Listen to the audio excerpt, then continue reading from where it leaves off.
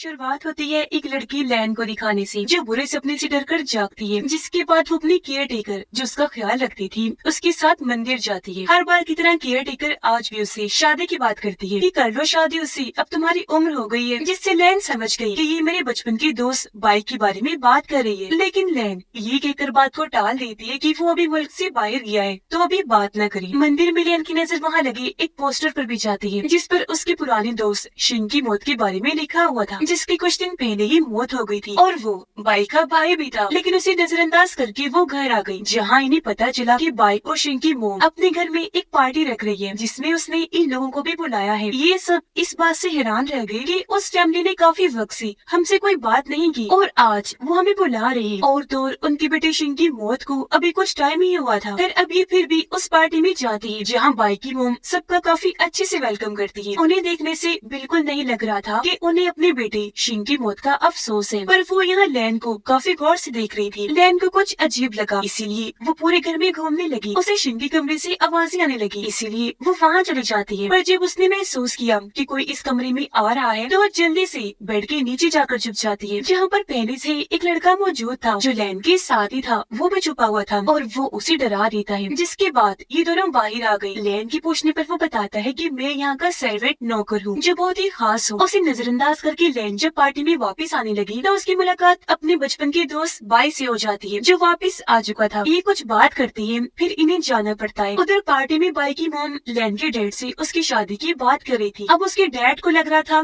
कि ये अपने बड़े बेटे बाई से लैन की शादी करने का कह रही है, लेकिन उसकी मॉम तो बड़ी अजीब बात करती है। कहने लगी कि मैं लैन को अपने मरे हुए बेटे शिन की वाइफ बनाना चाहती हूँ, क्योंकि वो जानती थी कि शिन की आत्मा घर में आती रहती है, इसलिए वो लैन को भी उसकी गोस्ट ब्राइड बनाना चाहती थी, जो भूत की तरह ही शिन के साथ रहे, उससे बात वगैरह करे, क्योंकि शिन लैन को प्यार करता था। बाई की मॉम यहाँ लैन के डैड को लालच देती है, लेकिन वो अपने बेटे की जिंदगी बर्बाद करना नहीं चाहती थी, इसीलिए इनकार करके पार्टी से चली जाती है। रात को लैन के सपने में शिन की आत्मा आई, जो उससे शादी करने का कह रहा था, लेकिन इससे डरकर लैन की आंख खुल गई। वो जब नीचे आई तो केयर टेकर से उसे पता चला कि डैड एक मीटिंग के लिए शहर से बाहर गए हैं। तभी लैन से मिलने उसके घर बाई आता है और ये दोनों बाहर घूमने चली गई। लैन काफी खुश नजर आ रही थी, पर घर लौटने पर वो उदास हो गई, क्योंकि उसकी डैड बुरी हालत में बेहोश पड़ी थी, जिन्हें ऐसी हालत की वजह से उनके दोस्त वापस ले आए थे। उसके डैड को होश नहीं आ रही थी। दिन से रात हो गई, पर उनकी हालत में कोई सुधार नहीं आ रहा था। लैन रात के वक्त अपने डैड के पास ही बैठी थी कि तभी उसकी आंख लग गई, जहाँ उसके सपने में दोबारा शिंग आया, जो इस बार भी उसे शादी के लिए कह रहा था, मगर वो उसे डरा भी देता है। तो चीख के साथ लैन की आंख खुल गई। अगली सुबह उसने ये बात केयर टेकर को बताई, जिस पर वो लैन को एक ऐसी औरत के पास ले गई जो भूत भगाने का काम करती है, लेकिन इसका भी कोई फायदा नहीं होता, क्योंकि इसी रात शिंग दोबारा से उसके सपने में आ गया। एक बार फिर उसे शादी के लिए प्रपोज करता है। इस बार उसने अपनी आंखें ड्राउनी कर ली थी, पर लैन उसके साथ शादी करने से साफ साफ मना कर देती है, जिस पर शिंग उसे बताता है कि तुम्हारे डैड कभी ठीक नहीं हो सकते, क्योंकि उनकी आत्मा तो यहाँ आत्माओं की दुनिया में भटक रही है। अपने डैड की ये बात जानकर लैन काफी घबरा गई और वो शिंग को कहती है कि तुम जैसा कहोगी मैं वैसा ही करूंगी, बोलो क्या चाहती हो तुम। जिस पर शिंग कहता है कि मैं तुमसे शादी करूंगा, लेकिन उससे पहले तुम्हें मेरी मदद करनी पड़ेगी। मेरी मौत कुदरती नहीं थी, बल्कि मुझे जहर दे के मारा गया था, और मेरा पहला शक मेरे भाई बाई पर ही है। तुम्हें असली गुनहगार का पता करना है कि मेरा हत्यारा कौन है, यानी मुझे किसने जहर दे के मारा। इसीलिए तुम्हारे पास 10 दिन का टाइम है। अगर तुमने ऐसा ना किया तो तुम्हारे डैड की आत्मा यही की होकर रह जाएगी और तुम ऐसे हमेशा के लिए अपने डैड को खो दोगी। इसके साथ ही लैन की नींद खुल गई। वो सबसे पहले इस बारे में अपने केयर टेकर को बताती है, जो जैसे तैसे उसकी मदद को राजी हो गई। अब बाई ने मेडिकल की पढ़ाई की थी, इसलिए वो लैन के डैड को चेक करने आता है, जहाँ बातों ही बातों में लैन उसे कह देती है कि मैंने सुना है शिंग को जहर दे के मारा, क्या ये सच है। इस पर बाई उसे कहता है कि तुम फजूल की बातों पर यकीन ना करो। अब उसकी बात टालने पर लैन को उसी पर शक हुआ कि इसका मतलब शिंग का शक सही है, इसलिए वो यहाँ बहाना बनाती है कि तुम्हारे घर पार्टी के दौरान मेरा झुमका गिर गया था, जिसे ढूंढने के लिए लैन उसके साथ घर जाने के लिए निकल गई। घर में बाई की सौतेली बहन भी थी, जिसके साथ बाई की मौत की नहीं बनती। अब जैसे बाई वहाँ से गया, लैन पूरे घर की छानबीन करना शुरू कर देती है। उसे पता था कि मरने से पहले शिंग ने चाय पी थी, इसलिए वो किचन में जाकर चाय की पत्ती को चेक करती है, पर उसे कुछ नहीं मिला। जिसके बाद हो गई स्टोर रूम में, जहाँ एक बार फिर उसका टकराव उस सर्वेंट के साथ हो गया, जो बेड के नीचे उसके साथ छुपा हुआ था। यहाँ दोनों की बहस हुई और तभी यहाँ एक नौकर के आने पर लैन वहाँ से चली गई। यहाँ लैन को ये बात पता चली कि जिस दिन शिंग की मौत हुई थी उस दिन बाई घर था ही नहीं। तभी उसकी सौतेली बहन शिंग के कमरे पर कब्जा करने का सोचती है और वो नौकरों को कहकर उसका सारा सामान जला देने जाने को कहती है। अब लेन बहाना बनाकर ऊपर वाले फ्लोर पर गई, जहाँ एक बार फिर उसका टकराव सर्वेंट से हो गया। वो कहती है कि मैं तुम्हारे बारे में सबको बता दूंगी कि तुम बार बार मुझे परेशान कर रहे हो। अब सच बताओ कि आखिर तुम कौन हो। अब ये सुनकर उस सर्वेंट को बताना ही पड़ता है, जो असल में कोई आम इंसान नहीं बल्कि हेवन यानी जन्नत का सोल्जर था। इस बात का सबूत वो यहाँ लैन को देता भी है। वो जादू से फूल बनाकर उसे हवा में उड़ाकर उसमें फिर रोशनी डाल देता है, जिसके बाद वो बताने लगा कि मैं जमीन पर इसलिए आया हूँ ताकि पता लगवा सकूं कि आत्माओं की दुनिया में शिंग आखिर गार्ड्स को ऐसे क्या रिश्वत दे रहा है जो वो उसे इतनी आराम से कोई भी हुक्म चलाने दे रही है। यह लैन उससे मदद मांगती है उसके डैड की आत्मा को आत्माओं की दुनिया से निकालने के लिए, जिस पर सर्वेंट ये कहकर मना कर देता है कि ये मेरे बस की बात नहीं है, जिस पर लैन का गुस्सा आ गया और वो ये कहकर यहाँ से चली गई कि अब से मेरा पीछा करना बंद कर दो। अब लैन बाई के कमरे में आई, जहाँ उसे चाय पत्ती और उसका डब्बा पड़ा हुआ मिलता है। इससे पहले वो अंदर जाकर कोई छानबीन करती, यहाँ बाई आकर उसे अपने साथ नीचे ले जाता है। अब लैन घर जाने का कहकर यहाँ से बहाना बनाकर निकल गई, लेकिन वो नौकरों वाले कपड़े पहनकर दोबारा से बाई के घर आ जाती है, जहाँ वो सर्वेंट उसे अब भी परेशान कर रहा था। वो दोनों जब बातें कर रही थी तो यहाँ बाई की मोम आकर दोनों को देख लेती है और उनसे सवाल जवाब करने लगी। अब यहाँ लैन को बचाने के लिए बाई झूठ बोल देता है कि लैन ने नौकरों वाले कपड़े मेरी वजह से पहने हैं, क्योंकि मुझसे गलती से इसके कपड़ों पर कुछ गिर गया था। अब बाई की मोम लैन से बात करने लगी और यहाँ लैन उन्हें सर्वेंट की शिकायत लगा देती है कि वो बार बार मुझे परेशान करता है, जिस बात से उसे नौकरी से ही निकाल दिया जाता है। और अब लैन उन सबको अलविदा कहकर अपने घर आ गई। पर बाई की मोम को पता चला कि मेरी सुतेली बेटी के कहने पर नौकर शिंग के कमरे को तहस नहस कर रही है, इसलिए वो नौकरों को ऐसा करने और उसका हुक्म मानने से मना करती है और खुद अपनी सुतेली बेटी को भी खूब बातें सुनाती है। अगले दिन बाई लैन से मिलता है और उससे पूछने लगा कि आखिर कल तुमने भेस क्यों बदला था, जिस पर लैन, जिसका बाई पर से शक खत्म हो गया था, उससे यहाँ शिंग के सपने में आने वाली सारी बात बता देती है। कहती है बस उसका सबूत ही ढूंढने के लिए और उसे तुम पर शक है। इस पर बाई जवाब देता है कि मेरा यकीन करो, उसकी मौत में मेरा कोई हाथ नहीं, उल्टा मैं तो खुद इस मामले की छानबीन कर रहा हूँ। इसी वजह से मेरे कमरे में चाय पत्ती पड़ी थी। ये दोनों जब खाना खा रही थी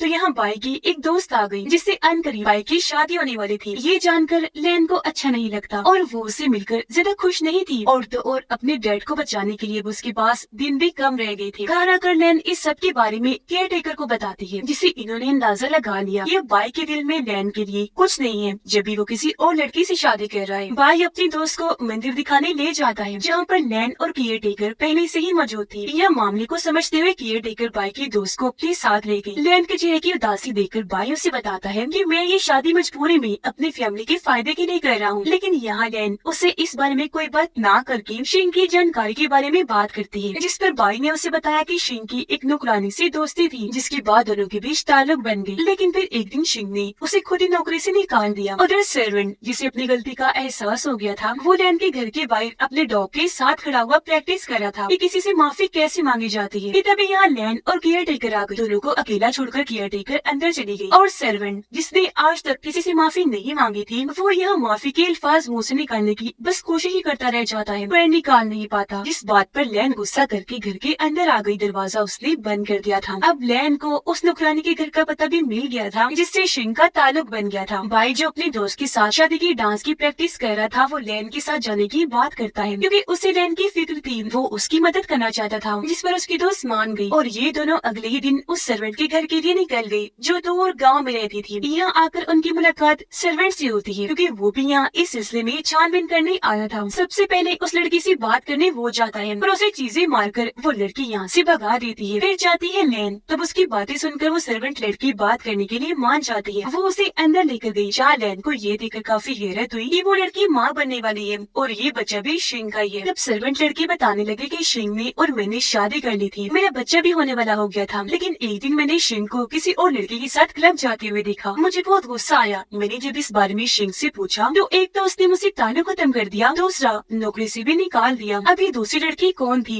ये लोग समझ नहीं पाते, लेकिन उसकी छानबीन में अब लग जाते हैं। ये कहानी जब बाई को पता चली तो वो लैन को बताता है कि मुझे अपनी सुतेली बहन पे शक है, क्योंकि क्लब्स वगैरह में वो ही जाती है। खैर वो अब यहाँ से चला गया, जबकि सर्वेंट आकर आखिरकार लैन से माफी मांग ही लेता है। घर आने के बाद लैन ये सोचकर काफी परेशान हो जाती है कि अब मेरे पास बस एक ही दिन बचा है, इसीलिए वो बाई से मिलने उसके घर जाती है। और जब उसे पता चला कि उसकी सुतेली बहन घर पर नहीं बल्कि क्लब गई है, तो वो अकेली उससे बात करने क्लब चली जाती है, जहाँ पर सर्वेंट उसकी मदद करने यहाँ भी आया हुआ था। अब इन दोनों को बाई की सुतेली बहन ने देख लिया था, इसीलिए वो अपने एक आदमी को कहती है, मेरे रोको, ये मेरे पीछे ना आए, जो जो कहकर वो यहाँ से निकल जाती है। अब सर्वेंट अकेला ही उस आदमी को रोकने में लग गया और लैन को बाई की सुतीली बहन के पीछे भेजता है। लैन को एक अंधेरी वाली गली से होकर गुजरना पड़ रहा था, लेकिन तभी कोई आकर उसके मुंह पर कपड़ा लग देता है। उसका दम घुट गया और वो वही बेहोश हो जाती है। फिर जब उसे होश आई तो वो खुद को काफी डरावनी सी जगह पर पाती है। वो जब वहाँ से उठी तो सामने शिंग था, जिससे उसे पता चला कि वो भी आत्माओं की दुनिया में आ चुकी है। यह लैन की मुलाकात अपने डैड की आत्मा से हुई, जिनकी हालत खराब थी क्योंकि अब उनके पास वक्त बहुत ही कम बचा था। ये देखकर लैन काफी घबरा गई और वो शिंग के आगे अपने डैड की जान की भीख मांगती है। कहने लगी कि इसके लिए मैं कुछ भी करने को तैयार हूँ, जिस पर यहाँ सीधा वो शादी की बात ही करता है। हालांकि लैन की डैड उसे रोकते भी है, पर वो उनकी बात ना सुनकर शिंग के साथ चली जाती है, जिससे उसके डैड तो होश में आ गई, लेकिन सर्वेंट बेहोश लैन को उसके घर ले आता है। उसकी ऐसी हालत देखकर लैन की डैड और केयर टेकर दोनों ही काफी परेशान हो जाते हैं। ये खबर जैसे बाई को लगी वो उसे चेक करने आ जाता है। लैन के डैड जो बहुत परेशान थे वो बाई और सर्वेंट को कहते हैं कि प्लीज इस बारे में छानबीन शुरू कर दो कि आखिर मेरी बेटी को बेहोश किसने किया। अब बाई, जिसको अपनी बहन पर शक था, वो लैन के डैड को अपने घर ले आया, जहाँ ये दोनों उसे पूछने लगते हैं कि तुमने लैन को बेहोश क्यों किया, जिस पर वो यह साफ साफ मना कर देती है कि मैंने ऐसा कुछ नहीं किया। आत्माओं की दुनिया में शिंग लैन को घुमा फिरा रहा था, जहाँ लैन उससे ये उगलवाने की कोशिश करती है कि आखिर तुम यहाँ ऐशो आराम की जिंदगी कैसे जी रही हो, जिस पर वो कुछ ना बताकर सिर्फ ये कहता है कि इतना मत सोचो और यहाँ की ऐशो आराम की तुम भी मजे लो। वो उसे अपना महल भी दिखाता है जो काफी बड़ा और आलीशान था। अंदर ले जाकर लैन को नौकरानियों से मिलवाता है जो यहाँ लैन के साथ रहेंगी, उसके सारे काम भी करेंगी, साथ ही उस पर नजर भी रखा करेंगी। अब सर्वेंट अपनी हेड, जो खुद भी हेवन सोल्जर थी, उससे इजाजत मांगता है कि आप मुझे आत्माओं की दुनिया में जाने दें, जिस पर वो मान भी गई। साथ ही उसे एक तलवार भी देती है, ये कहकर कि वहाँ तुम्हारी कोई भी ताकत काम नहीं करेगी, बेशक तुम हेवन सोल्जर ही क्यों ना हो। आत्माओं की दुनिया में लैन को अपने कमरे में एक कंपास पड़ा मिलता है जो रास्ते बताता है। उसने जैसे उसे छुआ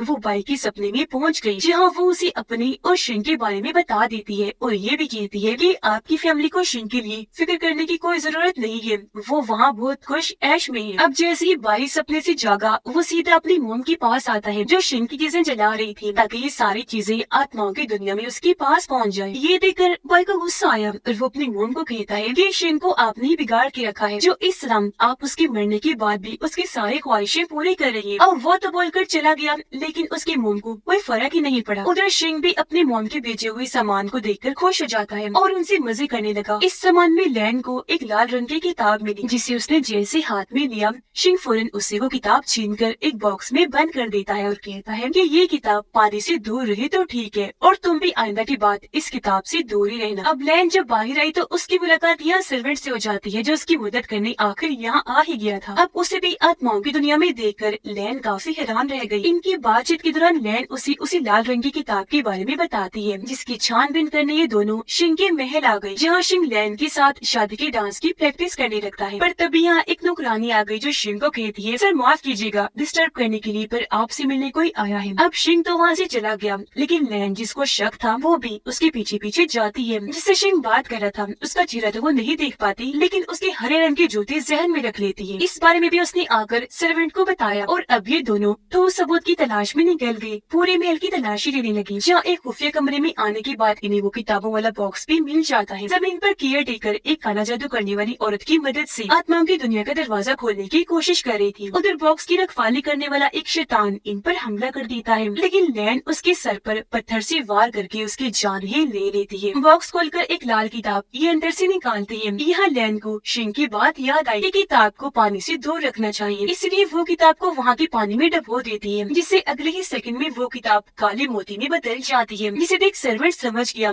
कि ये मोती बहुत कीमती है और ये मोती ही शिंग यहाँ के गार्ड्स को रिश्वत के तौर पर देता है, जिसे वो गार्ड्स खाते हैं। अब तभी इन्हें केयर टेकर का मैसेज मिलता है कि हमने आत्माओं की दुनिया का दरवाजा खोल दिया है, जल्दी से वहाँ से निकल आओ। अब लैन और सर्वेंट जल्दी से भागकर बाहर आए ताकि उस रास्ते से निकलकर अपनी दुनिया में जा सके, लेकिन तभी काले साई जो आत्माएं थी वो इन पर हमला कर देती हैं। तो यहाँ तलवार से सर्वेंट्स उन आत्माओं से अकेला ही लड़ने लगा, पर वो ढेर सारे थे, इसलिए सर्वेंट भी भारी पड़ने लगी। इसी मुसीबत में देखकर लैन भी उन आत्माओं से लड़ने लगी। वो एक दो आत्मा को ही मार पाती है, लेकिन आखिर में उसकी मदद सर्वेंट ही करता है। वो अपनी तलवार से सारी आत्मा को तो खत्म कर चुका था, लेकिन तब तक दुनिया में जाने का रास्ता बंद हो गया था। पर वो लैन को उदास ना होने का कहता है और ये भी कि तुम फिक्र ना करो, मैं तुम्हें यहाँ से निकाल के ही रहूंगा। और ये वापस शिंग के महल में आ गई। उधर लैन के डैड क्लब की उसी गली में आ गई, जहाँ लैन को को बेहोश किया गया था। यहाँ उनके हाथ एक रुमाल लग गया जिस पर बने डिजाइन को देखकर वो काफी हैरान रह गई और समझ गई कि ये काम जरूर बाई के घर में काम करने वाले नौकरों में से किसी का है, क्योंकि नौकरों के पास जो रुमाल होता है उस पर यही डिजाइन बना होता है। अब एक दिन शिंग की मोम बहुत सारी किताबें जलाकर उन्हें शिंग के पास भेजती है, जिससे यहाँ ये समझ लग गई कि आत्माओं की दुनिया में जो मोती शिंग को मिलती है वो उसकी मोम की वजह से मुमकिन है। अब आत्माओं की दुनिया में लैन को असल झटका तब लगता है जब वो अपनी मोम से मिली। दोनों माँ बेटी एक दूसरे से मिलकर काफी खुश हुई। लैन उनसे पूछती है कि मोम आप यहाँ पर कैसे? इस पर उसकी मोम कहती है मेरी बेटी तुम्हारे बगैर रहा नहीं गया तो मैं यहाँ आ गई। यहाँ वो सर्वेंट से भी मिलती है, जिसके बाद लैन को खबर होती है कि शिंग महल से बाहर गया है, जिस चीज का फायदा उठाकर वो अपनी मोम के साथ उसके कमरे में जाती है। पर थोड़ी ही देर में शिंग वापस आ गया। अब लैन यहाँ अपनी मोम को तो कमरे से निकाल देती है लेकिन खुद निकल नहीं पाती, इसलिए शिंग से बहाना बना देती है कि वो मैं अपने लिए शादी में पहनने वाला सूट लेने आई थी, जिस पर शिंग उसे गले से लगा देता है। अब उन दोनों को छुपकर सर्वेंट और लैन की मोम देख रहे थे। दोनों को इतना पास देखकर सर्वेंट को बिल्कुल अच्छा नहीं लगता। लैन के डैड उस रुमाल को जब बाई को दिखाते हैं तो वो अपने नौकरों को बुलवाकर छानबीन करने लग जाता है, जहाँ उसे एक नौकरानी के बेड से जहर और बेहोशी की दवा मिलती है। यानी कि लैन को बेहोश करने वाला और शिंग का कातिल एक इंसान है, जिससे यानी उस नौकरानी को इन्होंने पकड़ तो लिया पर वो खुद इन चीजों को देखकर काफी हैरान हुई। कहती है कि मुझे फंसाया जा रहा है। वो बाई को यकीन दिलाने की कोशिश करती है पर वो उसकी बात पे यकीन किए बगैर उसे गिरफ्तार करवा देता है। दूर खड़ी होकर बाई की दोस्त ये सब देख रही थी, जिसके रंग उड़ गई। वो काफी परेशान लग रही थी। शिंग लैन को आत्माओं की पार्टी में लेकर आता है और सबके सामने उसे गले से लगा देता है। पार्टी में सारी आत्माओं ने चेहरों पर मास्क लगाए हुए थे, जिनमें सर्वेंट भी शामिल था, और ये नजारा देखकर वो बहुत गुस्से में आ जाता है। अब तभी पार्टी में हरे जूतों वाला वो आदमी आ गया, जिसे देखकर लैन सर्वेंट के पास गई उसके बारे में बताने के लिए और वापस फिर शिंग के पास आ जाती है। शिंग की मोम देखती है कि उनकी सुतीली बेटी शिंग के लिए खाना जला रही है आत्माओं की दुनिया में पहुंचाने के लिए, जो देखकर उसकी मोम हैरान तो हुई पर उन्हें यकीन आ गया कि ये मेरी बच्चों से प्यार करती है और इस तरह उनका टूटा हुआ रिश्ता फिर से ठीक हो गया। अब सर्वेंट हरे जूतों वाले नौकर के पास जाता है लेकिन इससे पहले उसे पकड़ता यहाँ उसकी हेवन सोल्जर हेड आ जाती है, जो सर्वेंट को ही पकड़ के बंदी बना लेती है, जिससे वो समझ गया कि इसने मुझे धोखा दिया और यही है जो शिंग के साथ मिली हुई है। फिर सर्वेंट को पकड़ के बांध दिया गया, जहाँ शिंग लैन को लेकर आता है पहचान करवाने के लिए कि अगर लैन उसे जानती हुई तो ये लोग उसे छोड़ देंगे। लेकिन जब लैन ने उसे पहचानने से इनकार कर दिया तो शिंग उसे पीटने लगता है, पर यहाँ सर्वेंट उसे चिढ़ाने लगा, जिस बात पर शिंग सर्वेंट को खोलकर उसे बहुत पीटता है,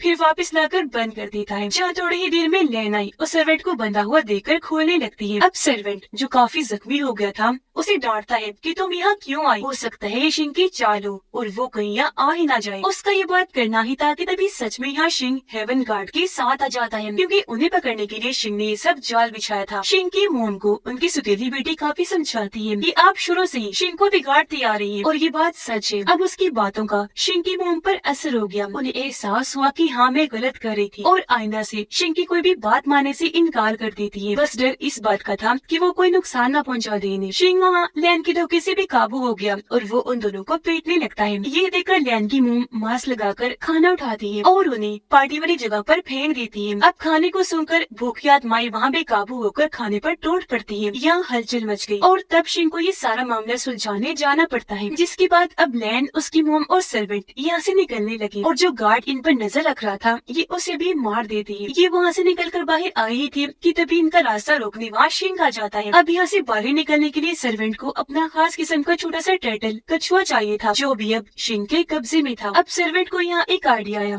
वो अपनी तलवार निकालकर शिंग से लड़ने लगा। तलवार बाजी में क्योंकि सर्वेंट काफी माहिर था इसलिए शिंग पर वो भारी पड़ता है। तो तब शिंग की गार्ड आकर सर्वेंट को उठाकर दूर फेंकी मारती है। अब इस लड़ाई में लैन भी घुस गई। वो भिड़ते हुए आखिर टर्टल को सर्वेंट के हवाले कर ही देती है। अब शिंग ने खुद तलवार उठा ली थी और वो जैसे लैन पर हमला करने लगा कि तभी सामने उसकी मोम आ जाती है, जो तलवार लगने से जख्मी हो गई। पर तभी यहाँ सर्वेंट अपना वो खास किस्म का कछुआ बजा देता है जो सीटी की तरह काम करता है और ऐसा होते ही बहुत सारी रोशनियाँ हेवन से जमीन पर आने लगी, जो दरअसल हेवन सोल्जर थे। वो शिंग और हेवन सोल्जर्स की गार्ड को धोखा देने पर गिरफ्तार कर लेते हैं। जमीन पर बाई, उसकी दोस्त और लैन के डैड बातें कर रहे थे। वो इस बात से खुश थे कि असली गुनाहगार पकड़ी गई, यानी वो नौकरानी। लेकिन यह गलती से बाई की दोस्त के मुंह से ये निकल जाता है कि वो पागल क्लब की उस गली में गई ही क्यों थी, औरतों को वहाँ जाना नहीं चाहिए। अब ये सुनकर बाई काफी हैरान रह गया कि इसे कैसे पता, जबकि मैंने तो इसे कुछ बताया ही नहीं था। इसलिए वो अब अपने दोस्त से सवाल करने लगा और सब कुछ सच सच बताने का कहता है, जिस पर अब यहाँ उसकी दोस्त को अपने सारे गुनाह कबूल करने पड़ते हैं कि हाँ मैंने ही लैन को बेहोश किया था